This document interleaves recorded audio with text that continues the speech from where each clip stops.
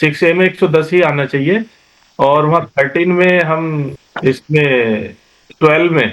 यहाँ 10 दिखला दे जी जी। कि हम लोग कह रहे हैं कि 10 रुपए नेक्स्ट ईयर रिवर्सल किया।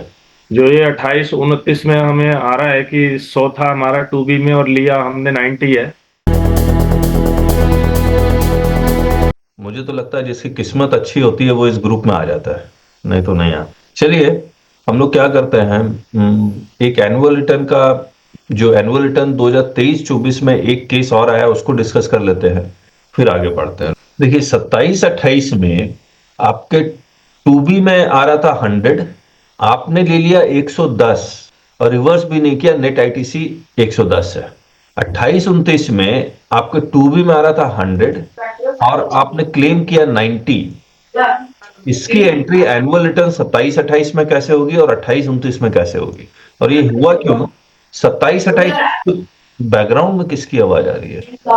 रवि नारायण जी। 27-28 में आपके पास एक इनवॉइस था मार्च का, लेकिन वो 24-25 में, सॉरी 28-29 में शो किया गया, तो उसने इनवॉइस के बेसिस पे 110 रुपए एक्स्ट्रा क्रेडिट ले लिया।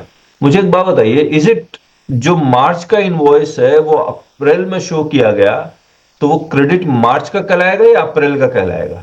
अप्रैल का कहलाएगा सर। अप्रैल का कहलाएगा, क्योंकि 2B के बेसिस पे ही क्रेडिट लेना है। इसका मतलब 27-28 में उसने 10 रुपए एक्स्ट्रा क्रेडिट लिया हुआ है। ये जो 10 रुपए एक्स्ट्रा क्रेडिट लिया हुआ है, ये जो 2B में नहीं आ रहा है उसके बेसिस पे लिया गया, तो गलत लिया गया, यस और नो? हेलो जी सर।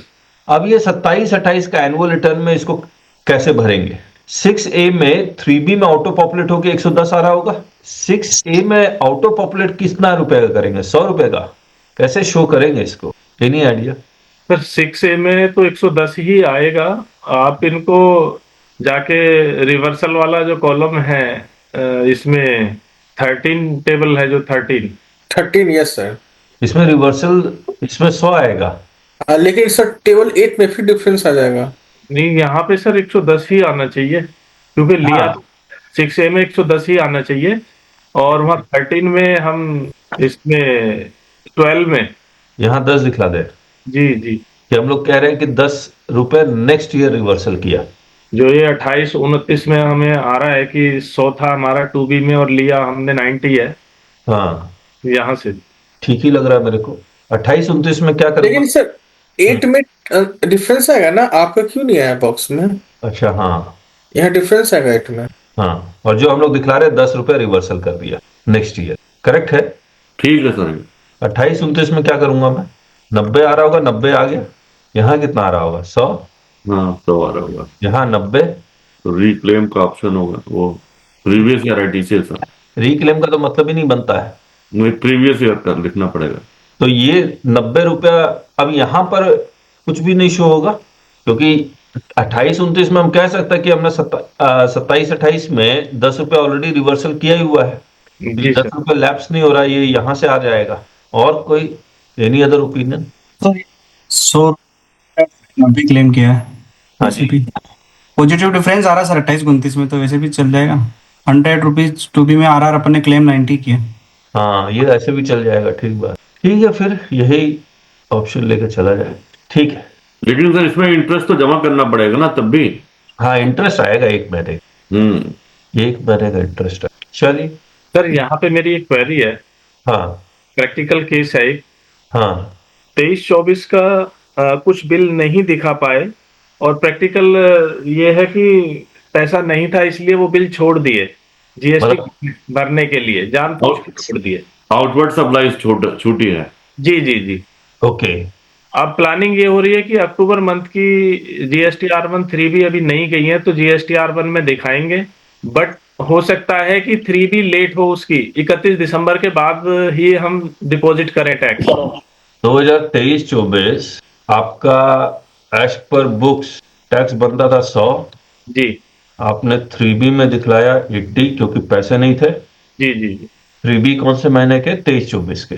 23-24 के। अब 2024-25 में आ गए हम लोग। जी जी 24-25 के 3B अक्टूबर में दिखलाने वाले हैं। जी जी। ये +20 हम यहाँ पे दिखलाने वाले हैं।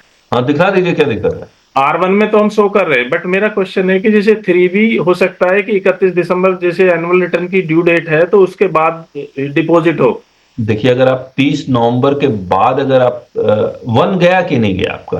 अभी गया नहीं है सर। 1 में इनको दिखाने का जो इनवॉइस रह गए थे वो 20 रुपए वाले इनवॉइस, वो अक्टूबर में दिखाने का प्लानिंग है कि हम यहाँ दिखाएं। आप समझिए इस चीज को, अगर GSTR 1 आपका 30 नवंबर के बाद जाएगा तो जी। सामने वाला क्रेडिट ले नहीं पाएगा। सर 30 नवंबर से पहले ही, आज 29 है, आज या कल में हम उसको फाइल करेंगे R1 को। ठीक है, आप R1 आज या कल में फाइल हो जाएगा, ठीक है। अब जो 3B है वो लेट फाइल होगा, इसमें कोई वो दिक्कत, लेट फाइल होगा।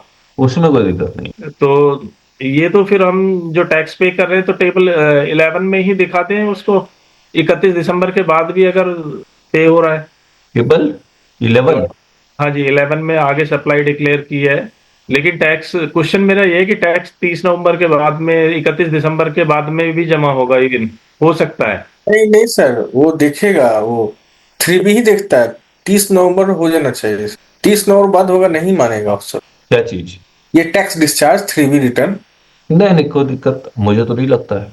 नहीं सर, नहीं मान, 9 में रिफ्लेक्ट नहीं होगा ना सर, लेकिन वो मानेगा ही नहीं सर। वो कट ऑफ 9 9 को भी दिक्कत आएगा, दिक्कत आएगा जो सर। आउटवर्ड सप्लाई डिक्लेयर होगी वो R1 के बेसिस पे होगी।